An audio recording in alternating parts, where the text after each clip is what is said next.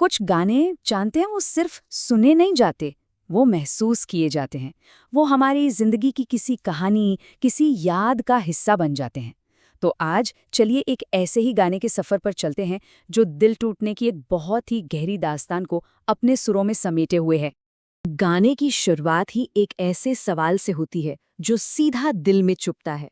तोर मुनेर पिंजराए तुई कारे दिली ठाई, यानी अपने मन के पिंजरे में आखिर तूने किसे जगह दे दी। ये सिर्फ एक लाइन नहीं है, ये उस दर्द की पहली दस्तक है जिसे ये पूरा गाना बयां करने वाला है। और इस कहानी का जो सबसे पहला और सबसे गहरा सिंबल है वो है दिल का पिंजरा। गाने को लिखने वाले ने दिल को एक पिंजरे की तरह देखा है, एक ऐसा पिंजरा जो पहले प्यार को पनाह देता है और फिर उसी प्यार के खो जाने का गवाह भी बनता है। तो ये जो शब्द है पिंजरा, इसका सीधा मतलब है एक पिंजरा, अ केज। लेकिन इस गाने के लिहाज से सोचें तो ये सिर्फ एक पिंजरा नहीं, ये दिल है, एक ऐसी जगह जहां कभी कहानी सुनाने वाला रहता था और अब वहां कोई और आ गया है। मतलब ये एक शब्द इस पूरी कहानी की मानो बुनियाद है। पर सवाल ये है कि दिल का वो पिंजरा खाली हुआ ही क्यों? कहानी जैसे जैसे आगे बढ़ती है हमें पता चलता है कि ये सिर्फ दिल टूटने की दास्तान नहीं है, ये एक बहुत बड़े बलिदान की कहानी है, किसी के लिए अपनी पूरी की पूरी दुनिया छोड़ देने की।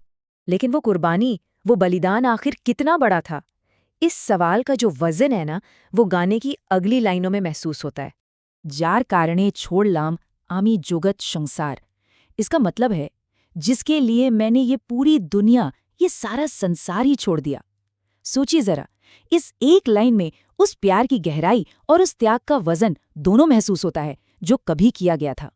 और जब ऐसा दिल टूटता है तो दर्द इतना ज्यादा होता है कि लगता है जैसे आसपास की हर चीज, पूरी कायनात आपके साथ रो रही हो। लिखने वाले कहते हैं, दुखे कांदे आकाश कांदे जमीन, मतलब दुख में आसमान रो रहा है, जमीन रो रही है।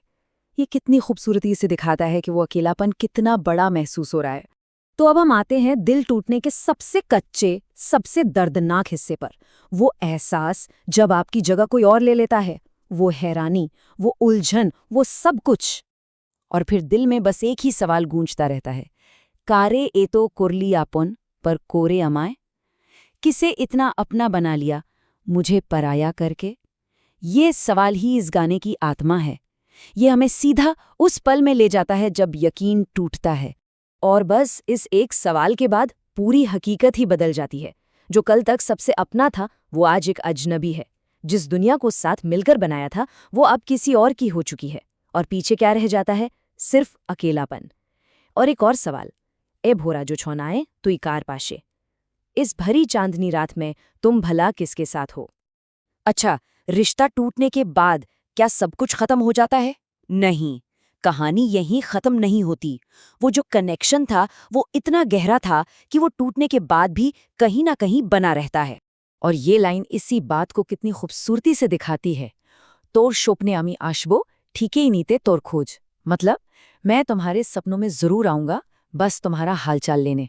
ये कोई धमकी नहीं है, ये एक वादा है जो दिखाता है कि ये बंधन इतना गहरा है कि वो हकीकत और जुदाई से भी परे है। और ये जुड़ाव सिर्फ सपनों तक ही सीमित नहीं है। यकीन इतना गहरा है कि वो कहते हैं कि मैं खुदा के खजाने से भी तुम्हें मांग लूंगा। ये उस प्यार की, उस एहसास की अमरता को दिखाता है जो शायद इस जिंदगी के पार भी जाने वाला है। और अब कहानी एक ऐसे मोड़ पर आती है जहां दर्द और दुआ एक हो जाते हैं। ये इस गाने का सबसे मुश्किल हिस्सा है। जिसने इतना जख्म दिया उसी के लिए अच्छी कामना करना ये आसान नहीं होता। और ये जो विरोधाभास है वो इन लाइनों में एकदम साफ छलकता है। देखिए, एक तरफ दिल सवाल कर रहा है, तू ये छाड़ा एकला अमी केमने था कि भालो, कि तुम्हारे बिना अकेला मैं भला कैसे रह सकता हूँ। और फिर उसी टूटे हुए दिल से दूसरी तरफ एक दुआ निकलती है, तू ही भालो था किस बुंधु अमार, सुखे था किस रोज, तुम ठीक रहना दोस्त, हमेशा खुश रहना। अपने इतने गहरे दर्द के बावजूद उस इंसान की खुशी की कामना करना जिसने वो दर्द दिया, शायद यही निस्वार्थ प्रेम का सबसे बड़ा सबूत है। और यही इस कहानी का सबसे इमोशनल और पावरफुल क्लाइमैक्स भी है। तो आखिर में ये गाना हमें एक बहुत गहरे सवाल के साथ छोड़ जाता है। उस दिल के टूटने की आवाज़ आखिर होती कैसी है जो एक ऐसी दुनिया के लिए टूटा हो जो अब कहीं मौजूद ही नहीं है?